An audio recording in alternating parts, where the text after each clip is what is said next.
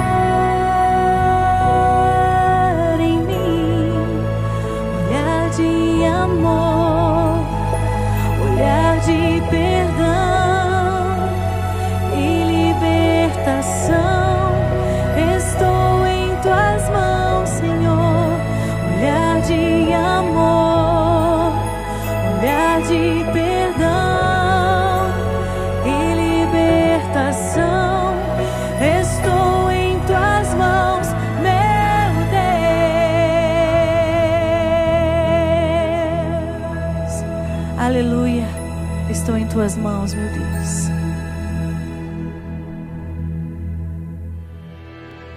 O olhar de Deus sobre os homens é o tema dessa breve reflexão que nós queremos encaminhar nesta noite. O olhar de Deus sobre os homens, tendo como referência 2 salmos e um pequeno texto do profeta Isaías. Salmo de número 14. Disseram os nécios no seu coração: não há Deus. Tem-se corrompido, fazem-se abomináveis em suas obras, não há ninguém que faça o bem. O Senhor olhou desde os céus para os filhos dos homens, para ver se havia algum que tivesse entendimento e buscasse a Deus. Desviaram-se todos e juntamente se fizeram imundos. Não há quem faça o bem, não há sequer um. Não terão conhecimento os obreiros da iniquidade, que comem o meu povo como se comessem pão? Eles não invocam ao Senhor. Ali se acharam em grande pavor, porque Deus está na geração dos justos. Vós envergonhais o conselho dos pobres, enquanto o Senhor é o seu refúgio. Oh, se de Sião tivera já vindo a redenção de Israel, quando o Senhor fizer voltar os cativos do seu povo, se regozijará Jacó e se alegrará Israel. No Salmo de número 15, a seguir: Senhor, quem habitará no teu tabernáculo? Quem morará no teu santo monte? Aquele que anda em sinceridade e pratica justiça e fala verazmente segundo o seu coração. Aquele que não difama com a sua língua, nem faz mal ao seu próximo, nem aceita nenhuma afronta contra o seu próximo. Aquele a cujos olhos o réprobo é desprezado, mas honra os que temem ao Senhor. Aquele que mesmo que jure com dano seu, não muda. Aquele que não empresta o seu dinheiro com usura, nem recebe subornos contra o inocente. Quem faz isto nunca será abalado. Nós temos tantas vezes aqui comentado com a igreja e estimulado os irmãos a compreender que sempre que nós tratamos ou de religião ou de fé, nós estamos apontando 2 caminhos. Temos dito assim: toda religião é dualista e toda fé também o é. Quando tratamos de dualismo, nós estamos tratando, via de regra, de cenários que se opõem. E somos dualistas quando apontamos Deus e ao mesmo tempo lembramos o opositor de Deus, Satanás. Somos dualistas quando demonstramos através da palavra, como feito agora na leitura desses salmos, que existem justos e que existem ímpios, ou que existem santos separados ou pios, e que existem não justos, não separados, ou não pios, ímpios. Isso é dualismo. O salmista, na sequência desse pensamento, em ambos os salmos, ele mostra 2 cenários que efetivamente são contrapostos na sua essência. Primeiro, o homem corrompido, o homem ímpio, o homem que este salmo mostra através de um padrão de ética, de moral, que dá um retrato do que é a sua vida. E a seguir, como que em resposta ao próprio salmo anterior, quando a palavra ela busca encontrar pelo menos alguém, um entre tantos, que possam se enquadrar num perfil diferente deste salmo, ele lança uma questão, uma pergunta. E o Salmo 15, o verdadeiro cidadão do céu, é sim um contraponto, uma resposta, um modelo diferenciado do salmo anterior, e que tem servido para orientação de conduta, de vida, não apenas da sociedade hebreia, hebraica, judaica, judia, israelita, como queira chamar, o judaísmo, a lei mosaica, os filhos de Abraão, mas tem sim servido de modelo para toda a sociedade, em todas as épocas, desde então até agora, e continua servindo de modelo para a sociedade dos nossos dias, apesar da sociedade dos nossos dias não ter abraçado muito esse modelo do Salmo 15, ao olhar prescrutativo, ao olhar investigativo, ao olhar que nós lançamos sobre a sociedade, procurando ler as atitudes, as ações, o pensamento. Parece-nos que o modelo do Salmo 14 é mais adequado para a sociedade dos nossos dias. Na realidade, não são apenas esses salmos. Se os irmãos forem mergulhar no estudo da palavra de Deus, verão que o Salmo 14, ele tem no Salmo de número 53 um correspondente quase que perfeito. Salmo 14 e Salmo 53, em essência, eles são iguais, e no geral eles são semelhantes. Alguns elementos puramente teológicos distinguem um do outro, e na realidade, quando pegamos esses dois salmos, e os salmos eram feitos para serem cantados, não para serem lidos. No Salmo 14, quando nós lemos desde o início do salmo a expressão, o termo Deus, e mais adiante encontramos o termo, a expressão, o vocábulo Senhor, na realidade nós estamos tratando aqui de entidades diferentes. Quando iniciamos a leitura do Salmo 14, disseram os nécios no seu coração: não há Deus. Aí na realidade nós estamos tratando de uma manifestação plural de Deus, Elohim, na realidade deuses. Elohim, de Eloá ou Elohá, que é um termo mais antigo, muito mais adequado para os nossos dias, El. Aqui nós estamos tratando na realidade de Deus, mas de uma forma que para os judeus era bastante distinta, porque quando se pronuncia Elohim ou Elohim, está se falando de deuses, porque é um termo plural, que pode se referir perfeitamente aos deuses das nações. Não estamos nos referindo exclusivamente aqui ao Altíssimo, que é o Deus soberano.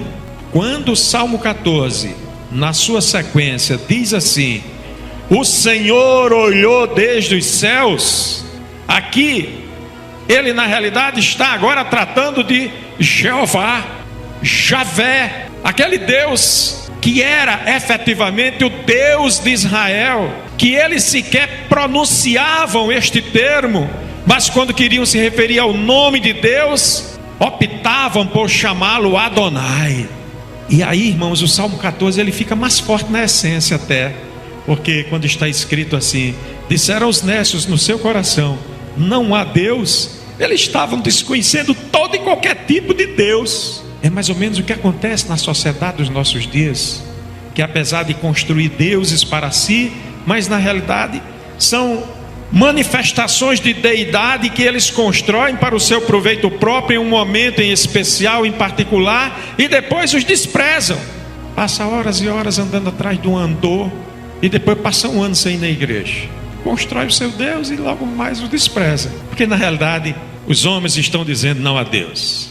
Agora, quando um judeu, quando um servo do Senhor, integrante daquele povo que é identificado numa visão veterotestamentária do povo escolhido de Deus, quando ele se dirigia a Jeová, Javé, Adonai, ele sabia que estava se dirigindo a um Deus único, todo-poderoso, exclusivo, sem igual, o Altíssimo, cuja habitação era o motivo e o desejo maior de conquista por parte de cada um dos judeus e de cada um dos seguidores da fé. Ambos os salmos tratam, tanto o 14 como o 53, de uma figura em particular. Diz assim a palavra, referindo-se a essa categoria de pessoa: disseram os nécios. A versão atualizada de João Ferreira de Almeida substitui nécio por insensato. Pode conferir na sua escritura, insensato. Mas irmãos, o nécio ou insensato, o mesmo termo utilizado no original hebraico é Nabal. E Nabal é exatamente o nome daquele homem que lá em 1 Samuel há uma história de um confronto pessoal dele com Davi, e esse homem ficou conhecido como tolo. Diz o tolo no seu coração: não há Deus. Essa é a leitura correta da expressão do Salmo 14 e também do Salmo 53. Lá em 25 de Samuel vamos encontrar Davi tendo um confronto com esse homem chamado Nabal, que foi tolo de uma forma tão tremenda, que veio a perder a sua vida, e não apenas a sua vida, até a sua mulher depois tornou-se mulher de Davi. Não apenas perdeu a vida, como apagou-se a sua história, e nem descendência ele teve. A descendência passou a ser de Davi. Como é tolo o homem! Como os Nabais desta vida continuam a existir da mesma forma que existiu o Nabal que confrontou-se com o rei Davi.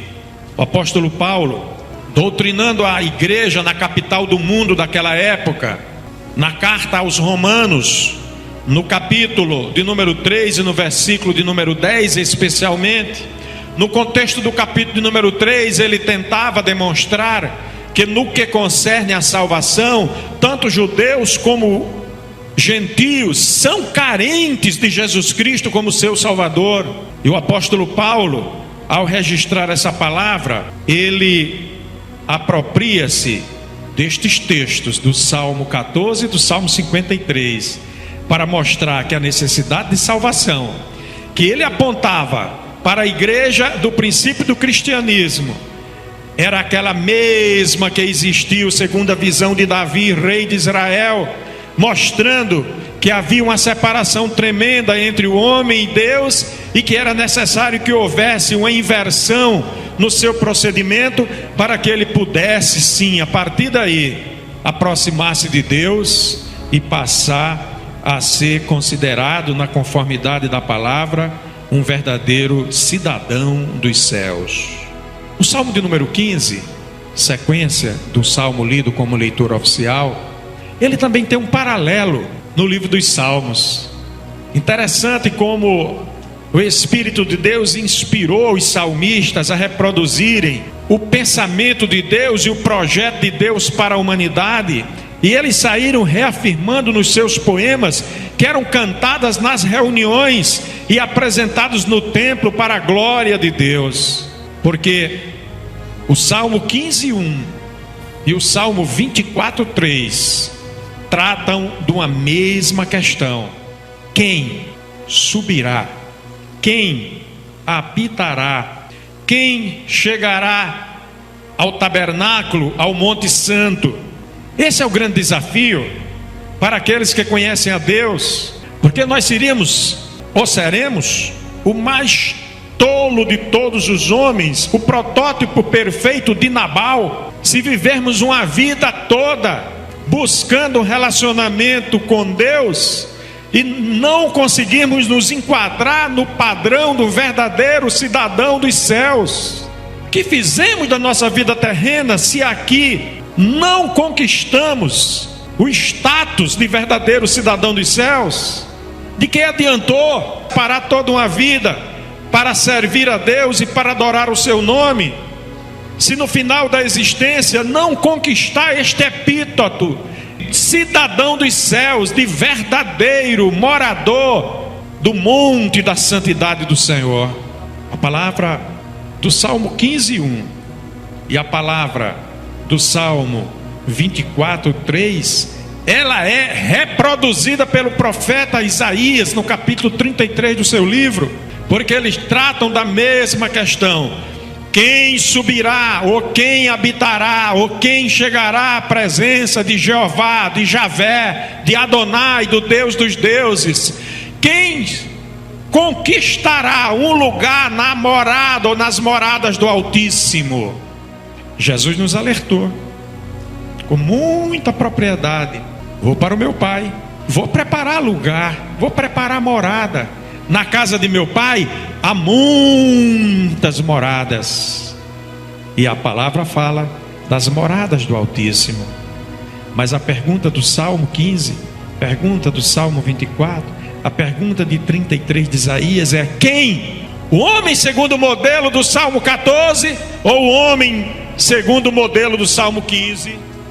Eu quero fazer 3 destaques nestes 3 textos, do Salmo 14, do Salmo 15 e de Isaías 33. E eu quero agora fazer uma citação, tendo como referência a edição revista e atualizada de João Ferreira de Almeida, e vou mencionar apenas o trecho-chave que eu quero me referir para os irmãos. No capítulo 14, versículo 2 dos Salmos 14, 2, a parte A do versículo, tem a seguinte expressão: do céu olha o Senhor para os filhos dos homens. Pare e guarde essa pequena frase.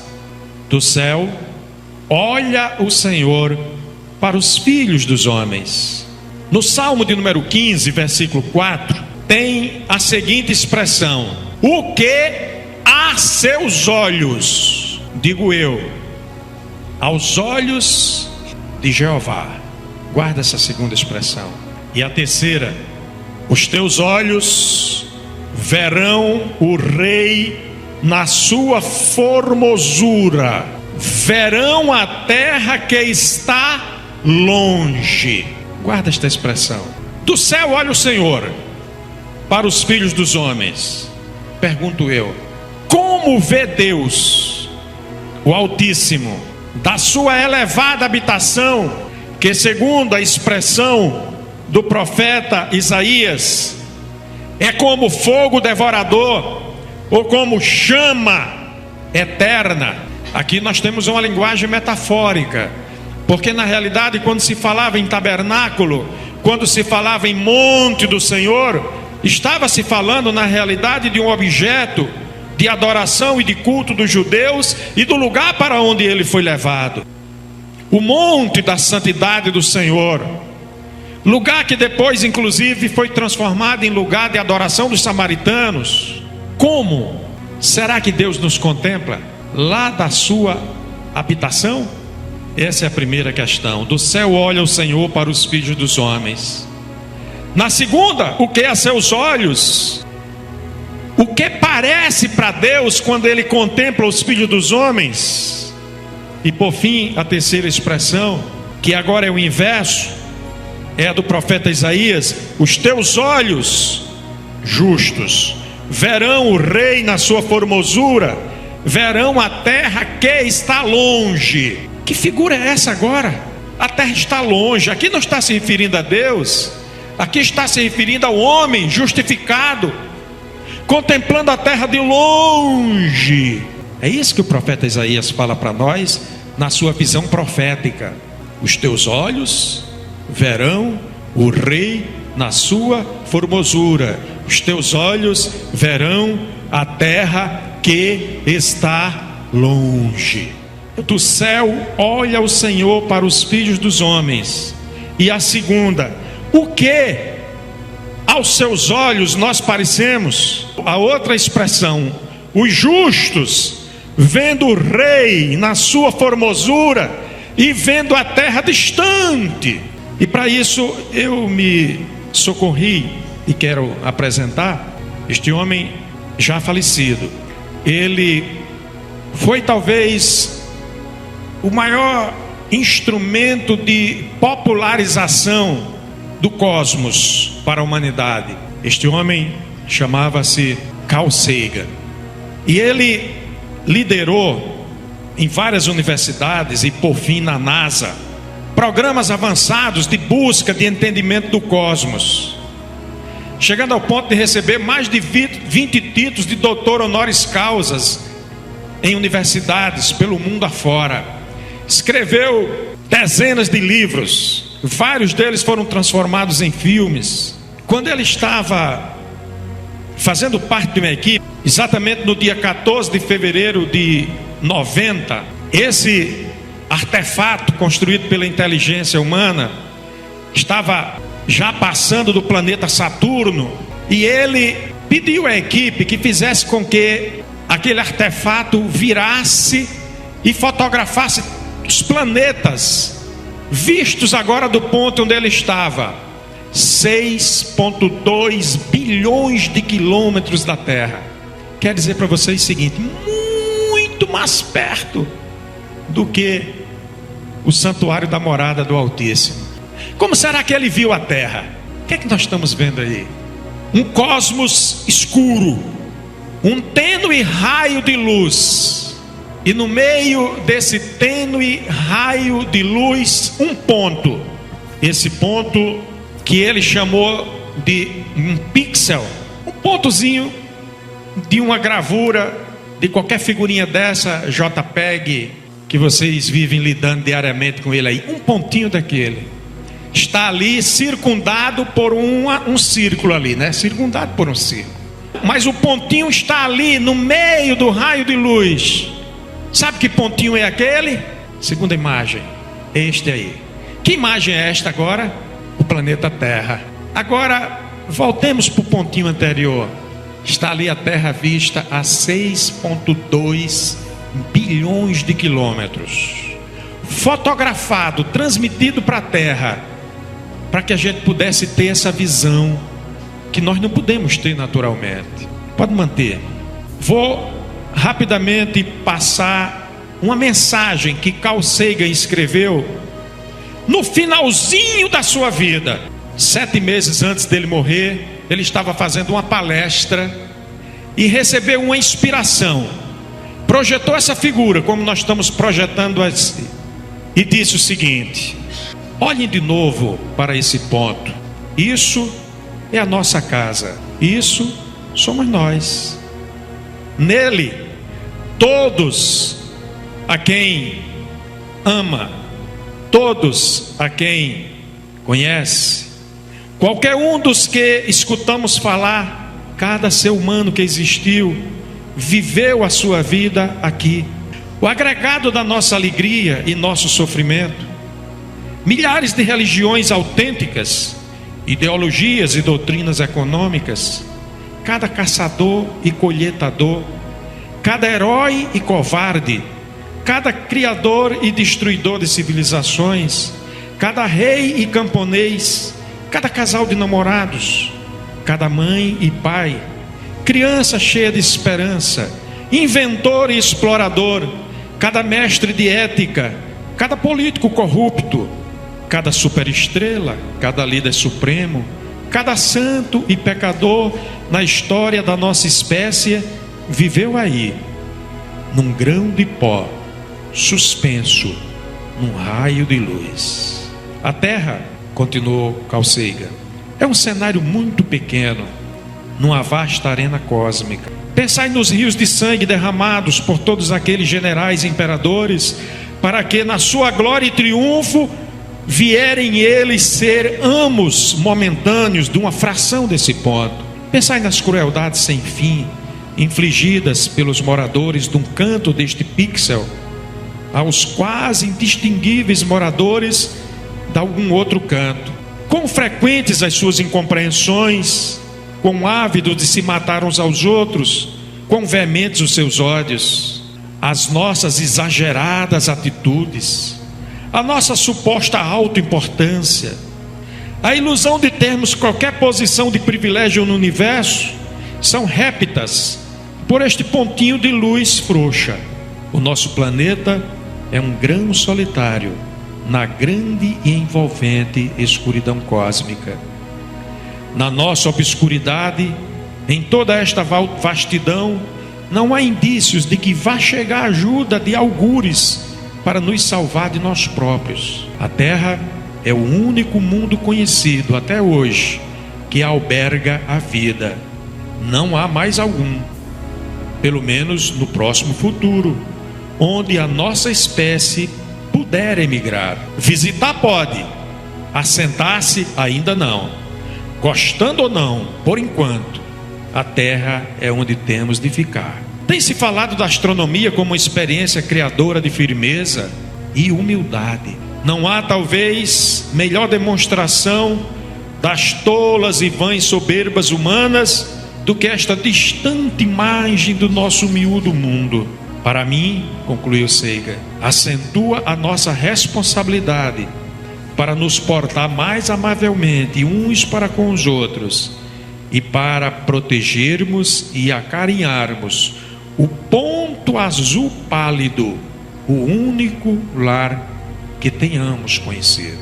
Este homem, ele não declarava uma fé em Deus como nós declaramos. Este homem, muitas vezes, questionava a existência do espiritual, defendendo suas teses como cientista, como pensador, como ideólogo. Quando nós olhamos para aquele pontinho, e não precisamos olhar mais, nós vimos um pálido ponto azul, a uma distância de tão somente 6,2 bilhões de quilômetros. Mas o que são 6,2 bilhões de quilômetros para Deus?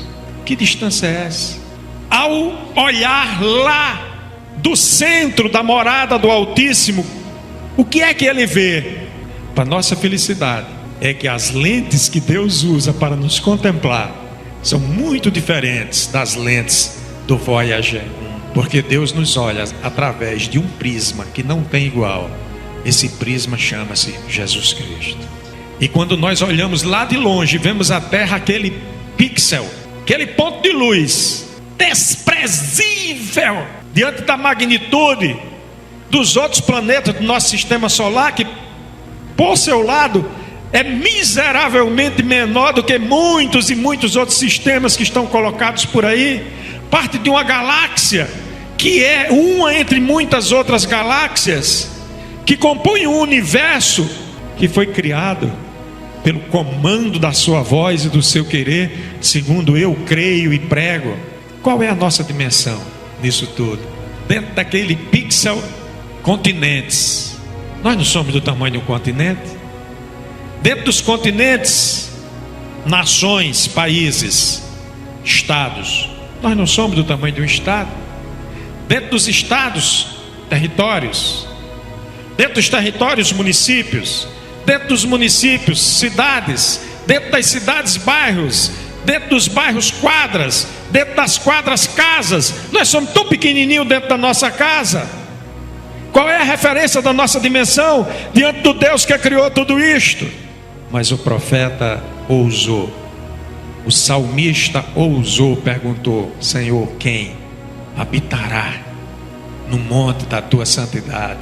E eu respondo nesta noite: você, você, você, você, você, você, vocês, vocês, vocês, vocês, vocês, você que nos acompanha à distância, eu, todos nós podemos chegar lá, porque Deus está nos contemplando, não nos vendo como um pixel, não nos vendo como um pálido ponto azul, mas nos vendo alguém à semelhança do seu Filho, que deu a vida por amor de nós. Que grande é esse Deus, que maravilhoso é esse Deus, que dimensão extraordinária desse amor, que faz com que um habitante inexistente, desprezível em uma época curtíssima de toda a vida desse planeta, que é nada diante do universo que ele criou, ele tem escolhido para ser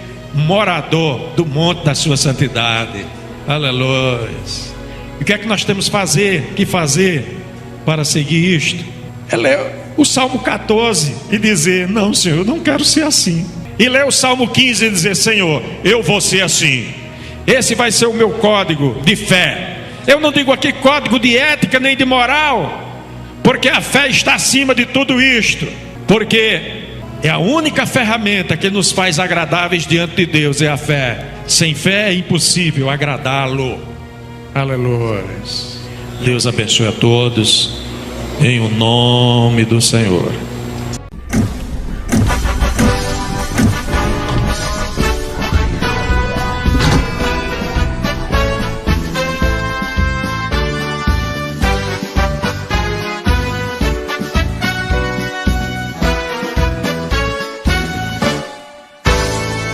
Unidos avante lutemos, com esse ideal avançar.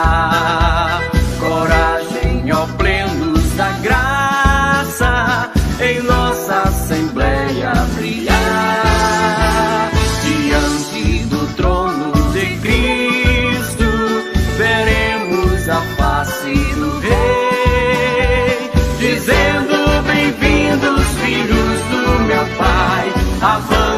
avante, lutai, dizendo: bem-vindos, filhos do meu Pai. Avante, avante, lutai. Nas lutas não nos prostraremos, vitória, vitória virá. O passado jamais moverá o ideal de um grande projeto de Deus. O passado jamais moverá o ideal de um grande projeto de Deus. Assembleia de Deus, plenitude, cumprir-o e de Jesus. É ordem de Deus vigiar e orar e as muitas almas ganhar. Assembleia de Deus, plenitude, cumprir-o e de Jesus. É ordem de Deus vigiar e orar e as muitas almas